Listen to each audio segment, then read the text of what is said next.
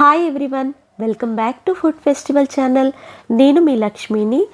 ఐరన్ని ఫుల్గా అందించి ఎనీమియా లాంటి ప్రాబ్లమ్స్ని కూడా తగ్గించి కాల్షియంని బాగా అందించి ఎముకల్ని చాలా బలోపేతం చేసి మధుమేహాన్ని కూడా తగ్గించే ఒక హెల్దీ పప్పు రెసిపీతో ఇవాళ మీ ముందుకు వచ్చేసాను. ఏంటి పప్పుతో ఇన్ని లాభాలా అంటారేమో, అవునండి, ఈ పప్పుతో చాలా ఆరోగ్య ప్రయోజనాలు ఉన్నాయి.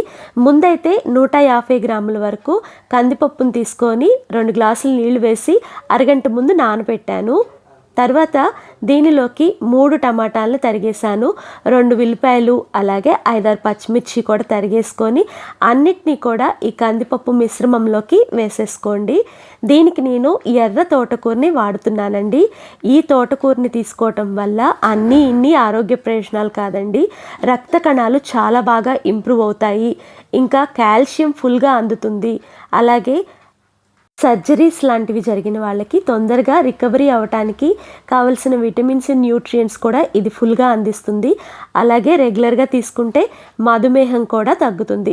ఇలా సన్నగా తరిగిన ఎర్ర తోటకూరని పప్పులోకి వేసేసుకొని పైన 2 గుప్పెళ్ళ వరకు కొత్తిమీరని పెట్టుకోండి. ఇలా కొత్తిమీరని పైన పెట్టడం వల్ల మంచి స్మెల్తో పాటు పప్పుకు మంచి టేస్ట్ కూడా వస్తుంది. ఇంకా మీడియం ఫ్లేమ్లో దీన్ని 3 విజిల్స్ వేపించండి. విజిల్ పూర్తిగా వదిలిన తర్వాత మీకు చూపిస్తున్న ఎర్ర తోటకూర కాస్త పచ్చగా మారిపోయింది.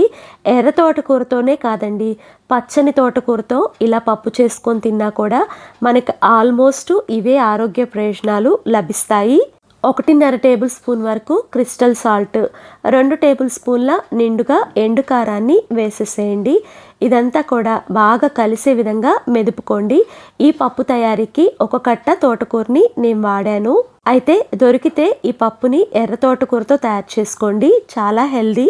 ఇలా స్మాష్ చేసుకున్న తర్వాత ఈ పప్పు పోపు కోసం 2 గరిటెళ్ల వరకు నూనెని వేడెక్కించుకోండి. దీంట్లో 1 టేబుల్ స్పూన్ ఆవాలు వేసి ఆవాలు కొంచెం చిట్టుపట్లాడిన తర్వాత టేబుల్ స్పూన్ వరకు పచ్చెనగపప్పును కూడా వేసేసేయండి.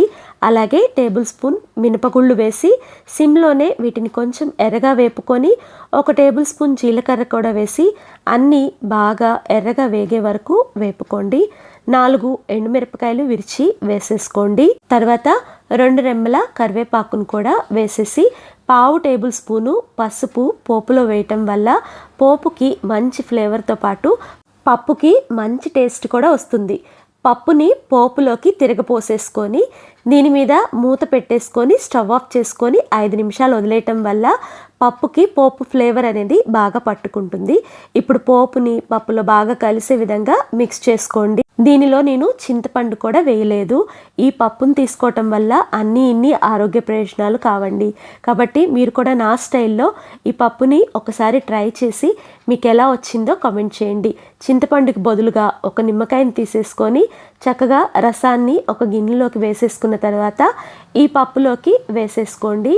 పప్పు అనేది కొంచెం చల్లారింది కాబట్టి నిమ్మరసం వేసేసుకోవటం వల్ల ఏమి ఇబ్బంది లేదు. అంతా కూడా బాగా కలిసే విధంగా మిక్స్ చేసుకోండి. ఇలా నిమ్మరసం వేయటం వల్ల సి విటమిన్ ఫుల్గా అంది రోగనిరోధక శక్తి కూడా పెరుగుతుంది. వీడియో నచ్చితే లైక్ చేసి ఇలాంటి వంటకాల కోసం మన ఫుడ్ ఫెస్టివల్ ఛానల్ని సబ్స్క్రైబ్ చేసుకోండి.